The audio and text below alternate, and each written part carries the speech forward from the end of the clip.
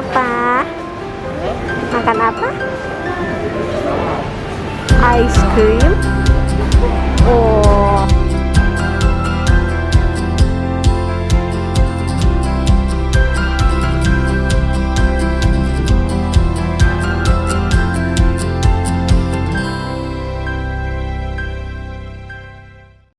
Halo guys, assalamualaikum. Welcome back to our channel. Masih bareng sama anakku Tara. Karena di episode yang sekarang juga kita masih di Suvarnabhumi Airport Thailand. Kita akan menuju ke Copenhagen sebentar lagi. Ke Swedia. Ke Swedia. Mungkin ada setengah jam lagi sebelum kita ke gate. Aku mau melunasi janji untuk membuat video tips memilih maskapai. Oke, tips yang pertama. Nah, tips yang pertama ini khusus buat kalian yang mau pergi ke Swedia. Nah, Swedia itu kan luas ya. Jadi kita harus menentukan di airport mana kita akan turun. Kalau kayak kami, kan suamiku kuliahnya di Lund. Lund itu ada di selatan Swedia. Jadi dia dibandingkan turun di Stockholm yang udah agak ke tengah ke utara gitu, lebih Udah jadi YouTuber. iya ngomong terus. Lebih deket kalau kita ke turunnya itu di Copenhagen, Denmark. Jadi dari sana naik kereta tuh tinggal 1 jam kalau nggak salah. Itu lebih dekat dibandingkan kita turunnya di Stockholm. Jadi buat teman-teman nanti yang kuliahnya di selatan Swedia, turunnya di Copenhagen ya, jangan di Stockholm. Oke. Kita turunnya di Stockholm aja. Nah, jangan jauh dong. Kedua, pilih maskapainya yang durasi penerbangannya paling singkat, terus transitnya paling sedikit, dan bagasinya paling gede gitu. Sebesar-besarnya gitu kalau bisa. Jadi kalau 30 kilo itu udah oke lah. Paling gede kalau nggak salah 35 sih kemarin aku cari-cari. Malu. Nah, itu yang paling ideal, maskapai paling ideal untuk dipilih. Tapi biasanya yang ideal itu pasti harganya kan mahal gitu ya. Jadi ya kalau misalkan budget bukan masalah buat kalian, ya beli aja yang seideal mungkin. Tapi kalau misalkan ada kendala di budget, itu harus mempertimbangkan bagian mana nih yang mau dikorbankan, apakah bagasinya, apakah durasi penerbangannya. Bunda lagi ngapain? Lagi berbagi tips. Nah, itu disesuaikan dengan masing-masing pribadi aja gitu. Nah, sebenarnya ada juga nih cara menyiasatinya. Yang pertama itu berangkatnya pas musim dingin, karena kalau pas musim dingin itu harga tiket lagi murah-murahnya gitu. Cuman kendalanya mahasiswa itu biasanya datangnya malah pas summer gitu, pas tiket tuh lagi naik karena kan lagi pada liburan. Habis liburan mahasiswa baru datang gitu. Jadi kalau untuk mahasiswanya yang akan kuliah gitu, cendok. Kalau buat mahasiswanya yang bakalan kuliah, kayaknya nggak memungkinkan untuk nunggu sampai winter gitu ya. Dicari-carilah yang tiketnya udah mulai murah gitu ya. Terus bisa juga ngakalin dari ini, cari alternatif penerbangan dari daerah lain. Jadi misalkan kita dari Indonesia, dari Jakartanya nggak langsung cari tiket yang langsung ke Copenhagen misalkan kita carinya Singapura Copenhagen atau Kuala Lumpur Copenhagen atau dari Thailand Copenhagen gitu. Kadang itu lebih murah jatuhnya ketimbang kita langsung cari Indonesia langsung Copenhagen gitu aja. Tapi harus dikalkulasi ya, maksudnya dari tiket Jakarta Jakarta ke Singapura atau ke Malaysia atau ke Thailandnya itu lebih kalau dijumlah gitu dengan tiket ke Copenhagennya apakah memang lebih murah. Selain itu juga mau cepet-cepet jalan, bentar dong, kita berbagi tips dulu. Ayo duduk. Beginilah punya anak ya. Nah, selain pertimbangan itu, pertimbangin juga jajan-jajannya. Otomatis kan mungkin kita jadi lebih lama ya, butuh waktu transitnya seberapa lama, berarti jajannya kita perlu nyiapin budget berapa nih, atau mungkin malah butuh nginep gitu, berarti harus ada budget penginapan juga yang dihitung di sana gitu. Pengen cepet-cepet jalan. Jangan sampai misalkan setelah dijumlah jambleh sama tetek bengek yang lain, ternyata malah jatuhnya lebih mahal gitu kan. Terus terutama juga buat yang dapat beasiswanya, kayak suamiku kan dapat beasiswa nih, berarti buat dia kan sebenarnya tiket tuh nggak masalah ya, pasti diganti asal memenuhi ketentuan kayak dia tuh nggak boleh transit lebih dari 12 jam gitu.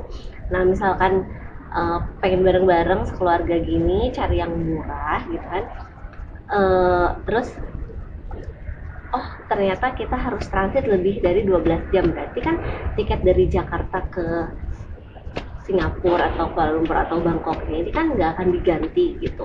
Nah apakah masih worth it gitu kan? Ini kok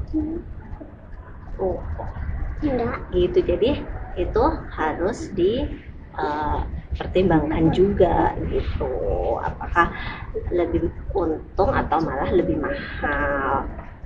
Nah ini juga yang jadi pertimbangan kami kenapa kami akhirnya berangkatnya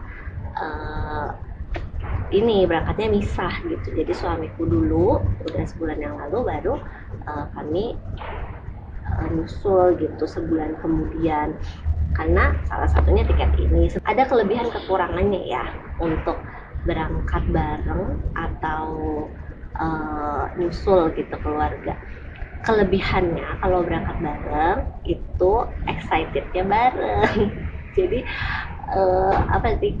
aku dan suamiku tuh kayak satu paket gitu loh. Jadi kalau misalkan kita pergi sendirian tuh mau ke tempat sebagus apapun tuh kayak rasanya kurang gitu. Tapi kalau misalkan kita perginya bareng itu tuh mau tempatnya biasa aja tuh kita bakalan excited gitu. Dan suamiku tuh pengalaman kemarin sebelum dia ke Swedia ini, dia kan ke Amerika dulu, ada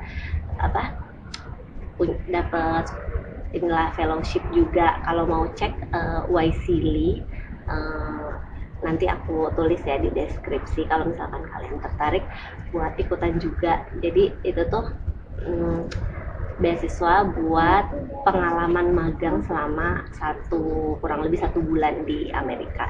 Nah sebelum ke Swedia ini dia tuh kesana nggak bisa bawa keluarga kan, dan kata dia ya ampun ini tuh Amerika loh, kayak tempat yang bener-bener bagus, bener-bener orang-orang tuh pada pengen kesana, tapi katanya kalau enggak sama bunda nggak sama Tara tuh jadi males, jadinya katanya bawaannya malah pengen pulang gitu. Jadi kemarin tuh pokoknya kata suamiku pokoknya nggak mau tahu, kita harus berangkat bareng ke Swedia gitu kata dia. Terus oke deh, mau lihat ke oh iya sayang, kemarin itu kan biasanya tuh kalau misalkan normal ya harga tiket itu kan kayak 8 jutaan dapet ya. Cuman kan karena baru habis pandemi, terus katanya afturnya juga naik, dan lagi kalau pas suamiku waktu kemarin berangkat itu kan masih summer. Jadi harga tuh emang lonjak tinggi gitu. Cuman kita tuh oke deh kalau misalkan per orangnya masih 15 gitu ya, kan sekitar 2 kali lipatnya lah, 15-16 juta. Oke lah, nggak apa-apa gitu.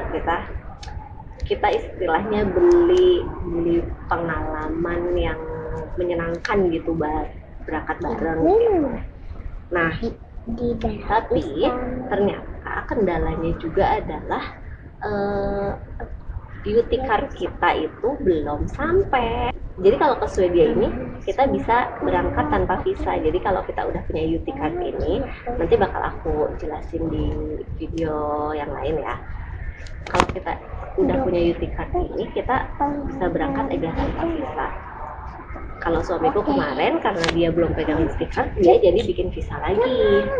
Nah, UT card ini masalahnya sangat penting gitu. Jadi bisa sih tanpa UT card selama beberapa lama di Swedia, cuman akan banyak hal yang mundur gitu loh jadinya. Dan kalau misalkan kita kemarin tinggalin UT cardnya, UT card kita tuh bakalan traveling dulu gitu, dari Swedia dikirim ke Indonesia, dari Indonesia ke Swedia lagi, itu kan makan waktu lama. Jadi akhirnya diputuskan karena UT cardnya pun kayak bentar lagi juga datang gitu, 2 minggu lagi juga udah nyampe gitu. Akhirnya diputuskan ya selain kita bisa hemat banyak banget budget ya, terus ya itu aku bisa bawa UT card kami sekeluarga gitu. Jadi di sana urusan bisa lebih cepat. Selain itu ternyata nggak datang belakangan itu kita menyadari ada kelebihannya lagi gitu. Yang pertama, yang dapat beasiswanya nih, kan kalau dapat beasiswa tiket udah nggak mikir ya, berapapun ditanggung kan, asal sesuai persyaratan, bisa bebas milih gitu. Jadi suamiku tuh kemarin bisa berangkat dengan tiket yang manusiawi lah gitu, kayak 17 jam nyampe gitu kan. Terus bagasinya juga besar, 30 kilo gitu kan. Karena ternyata kita kan mikir kayak bagasi cukup nih gitu, lebih nih, tapi ternyata tuh kayak segala macam tuh pengen dibawa gitu. Dan kalau misalkan kita berburu tiket yang murah kayak anakku gini kan, cuma dapat 20 kilo kan biasanya, itu tuh bakalan banyak banget yang barang-barang yang harus dikorbanin gitu. Nah, kalau misalkan yang dapat beasiswanya bisa berangkat duluan, kan dia bisa pilih bagasi yang lebih besar kan. Jadi lumayan kita bisa ada penambahan barang yang bisa dibawa lah gitu. Yang kedua tentunya keluarga juga jadi bebas milih tiketnya, karena nggak harus berangkat bareng sama mahasiswanya yang rata-rata summer tuh udah harus ada di sana karena udah mulai perkuliahan. Jadi kita bisa misalkan kayak aku gini datang ke sana tuh musim gugur gitu, jadi tiketnya udah mulai murah, walaupun nggak semurah winter ya, karena nggak sabar lah ya ketemu sama suami, kelamaan misah tuh sedih soalnya. Dan yang terakhir ternyata enaknya juga kalau keluarga tuh berangkatnya belakangan, yang mahasiswa ini kan udah tahu lingkungan di sana lah gitu. Jadi misalkan ada sesuatu yang ternyata di sini nggak ada nih, bisa nitip ke keluarga yang belum datang gitu. Kayak kemarin suamiku, Bun, di sini nggak ada gayung katanya gitu kan. Ya udah aku bikin gayung gitu kan, aku bawa gayung satu, terus Bun nggak ada karet gelang katanya. Ya udah bawain karet gelang gitu lah. Ya sebenarnya kalau misalkan ini kan mau berangkat kan kita pasti udah riset ya, udah cari-cari tahu di PPI dan segala macam apa sih yang harus dibawa dari Indonesia, apa yang nanti aja di Swedia dibelinya gitu. Cuman tetap aja ada sesuatu yang personal yang ternyata kayaknya enakan kalau kita punya punya ini deh, jadi bawa deh dari Indonesia gitu. Itu aja sih pertimbangannya, tiga hal itu. Karena apa, akhirnya kita jadinya berangkat belakangan itu. Dan sekarang udah 11.15 menit lagi aku mau ke gate.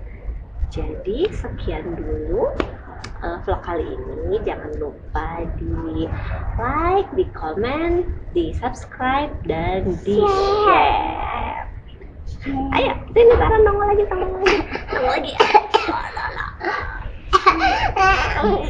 Dadah.